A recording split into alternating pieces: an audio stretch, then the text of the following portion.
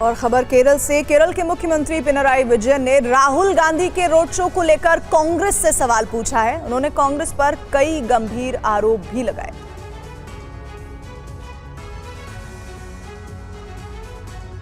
कांग्रेस और लेफ्ट पार्टियां दोनों इंडिया फ्रंट का हिस्सा हैं, लेकिन केरल में दोनों पार्टियां आमने सामने हैं और एक दूसरे के खिलाफ जमकर बयानबाजी कर रही हैं। वायनाड से राहुल गांधी के नामांकन भरते ही सियासी हलचल तेज हो गई और कांग्रेस पार्टी केरल के मुख्यमंत्री पिनराई विजयन के निशाने पर आ गई है। विजयन ने कांग्रेस पर जोरदार हमला करते हुए कई आरोप लगाए हैं। दरअसल राहुल गांधी ने वायनाड से नामांकन दाखिल करने से पहले रोड शो किया था। इस रोड शो को लेकर पिनराई विजयन ने कांग्रेस पर हमला किया है। विजयन ने आरोप लगाया है कि राहुल गांधी के रोड शो में इंडियन यूनियन मुस्लिम लीग के झंडे जानबूझकर छिपाए गए। उन्होंने आरोप लगाया कि कांग्रेस को मुस्लिम लीग के वोट तो चाहिए, लेकिन वो उनके साथ दिखना नहीं चाहते हैं, इसलिए राहुल गांधी की रैली में इंडियन यूनियन मुस्लिम लीग के झंडे छिपाए गए। विजय ने कांग्रेस पर बीजेपी और आरएसएस से डरने का भी आरोप लगाया। विजय ने दावा किया कि कांग्रेस को अपने इतिहास और बलिदानों को भूल गई है। बीजेपी और आरएसएस के डर से अपने झंडे का त्याग करने के लिए भी तैयार है।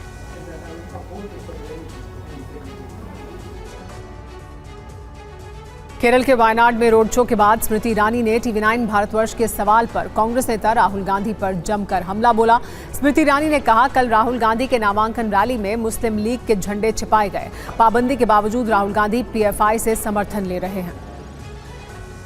बट मैम, राहुल का मानना है कि वायनाड के लोगों के साथ उनका कनेक्ट बहुत पुराना है और उसी सपोर्ट किया है कि कल कांग्रेस पार्टी के नामांकन रैली में मुस्लिम लीग के फ्लैग्स को छुपाना इस बात का संकेत है कि या तो राहुल गांधी मुस्लिम लीग के समर्थन से शर्मसार हैं, या फिर जब वो उत्तर भारत में आएंगे और मंदिर मंदिर जाएंगे तब लोगों से उत्तर भारत में मुस्लिम लीग के साथ उनके गठबंधन को छुपा पाएंगे। मैं केरला आकर और विशेषतः वायनाड आकर देखकर ये स्तब्ध हो गई हूँ, आश्चर्यचकित हूँ कि पीएफआई जैसी आतंकवादी संगठन के बैन के बावजूद पीएफआई के पॉलिटिकल लीडरशिप से राहुल गांधी समर्थन अपने चुनाव के लिए ले रहे हैं। आज नॉमिनेशन में हम सब जानते हैं कि एक प्रत्याशी को, एक कैंडिडेट को oath of allegiance to the Indian constitution लेने की दरकार पड़ती है।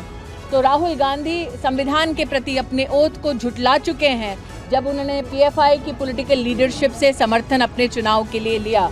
मुस्लिम लीग के समर्थन से अगर राहुल गांधी इतने शर्मसार हैं कि अपनी नॉमिनेशन रैली में मुस्लिम लीग का वो ध्वज छिपा रहे हैं, तो कहीं ना कहीं अगर इतने शर्मसार हैं तो उन्हें मुस्लिम लीग का भी समर्थन ठुकरा देना चाहिए।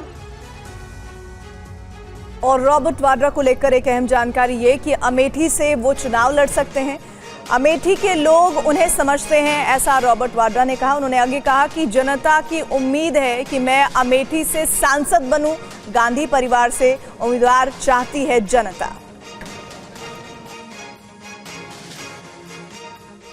जब मैंने वहाँ काफ़ी समय बिताया तो उनको लगा कि मैं उनको समझता हूँ और वो उम्मीद करते हैं कि मैं वहाँ उनको एक सांसद बनूं वहाँ से और वहाँ वो क्षेत्र चुनूं अगर मैं राजनीति में आता हूँ।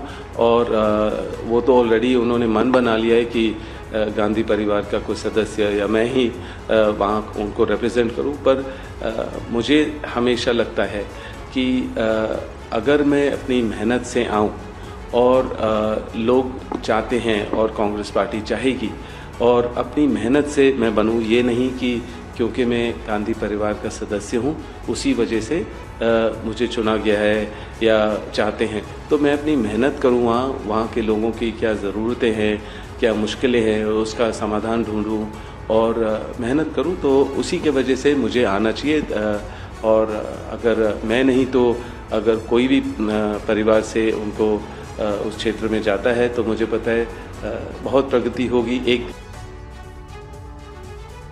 वहीं कांग्रेस छोड़ने वाले महाराष्ट्र के दिग्गज नेता संजय निरुपम का अगला कदम क्या होगा और ये किस पार्टी में शामिल होने वाले हैं, इस पर हमारे संवाददाता राजीव कुमार से उन्होंने खास बातचीत की है। कांग्रेस को अलविदा कहने के पीछे बहुत सारी वजह संजय निरुपम बता रहे हैं, लेकिन निरुपम जी, इसके पहले हमने कभी आपकी प्रेस कॉन्फ्रेंस में जय श्री राम के नारे नहीं देखे। जय श्री राम आप कहते रहे होंगे सार्वजनिक तौर पर घर में दोस्त यार को, लेकिन किसी ऐसे प्रेस कॉन्फ्रेंस में नहीं देखा। तो जय श्री राम कह के अलविदा कहने का क्या अर्थ समझे? कई बातें पहली बार करनी चाहिए। कोई जरूरी थोड़ी है कि कोई भी कोई नई चीज कभी करनी ही नहीं चाहिए। तो क्या दिक्कत है भाई? राम इस देश के प्राण हैं और राम ने जो मूल्य दिए उन्हीं पर भारत की सामाजिक संरचना बनी है। और तृणमूल कांग्रेस के विधायक ने बीजेपी सांसद लॉकेट चटर्जी के खिलाफ एक ऐसा बयान दे दिया है जिसके बाद बीजेपी आक्रामक हो गई है। क्या है पूरा मामला, ये रिपोर्ट देखिए। चुनाव आयोग की चेतावनी के बावजूद नेताओं की विवादित बयानबाजी रुकने का नाम नहीं ले रही है। सुप्रिया श्रीनेत, दिलीप घोष और रणदीप सुरजेवाला के बाद टीएमसी के विधायक असित मजुमदार ने बीजेपी सांसद लॉकेट चैटर्जी के खिलाफ विवादित बयान दिया है। তাই ওকে মমতা ব্যানার্জি চেয়ারটা নিতে বলুন না, বিজেপিতে আছে কেন? তৃণমূলে জয়েন করতে বলুন আর দলের দায়িত্ব নিতে বলুন, তারপরে বলবে এসব। ও আছে বিজেপিতে আর ঠিকা নিয়েছে তৃণমূলের, তার মানে বুঝতে পারছেন তো 2 নম্বরই মাল, দুগ্গি মাল তৃণমূলের সাথেও আছে আবার বিজেপির সাথেও আছে। लॉकेट चैटर्जी पश्चिम बंगाल के हुगली लोकसभा सीट से चुनाव लड़ रही हैं। टीएमसी ने उनके खिलाफ रचना बनर्जी को मैदान में उतारा है। हाल ही में लॉकेट चैटर्जी ने प्रेस कॉन्फ्रेंस कर तृणमूल विधायक असित मजुमदार पर बदमाशों से संबंध होने का आरोप लगाया था। उन्होंने हुगली में तृणमूल कांग्रेस की उम्मीदवार रचना बनर्जी की रैली में इलाके के नामी अपराधी के शामिल होने का भी आरोप लगाया था। फिलहाल वक्त हो गया एक ब्रेक का। बने रहिए टीवी 9 भारतवर्ष के साथ।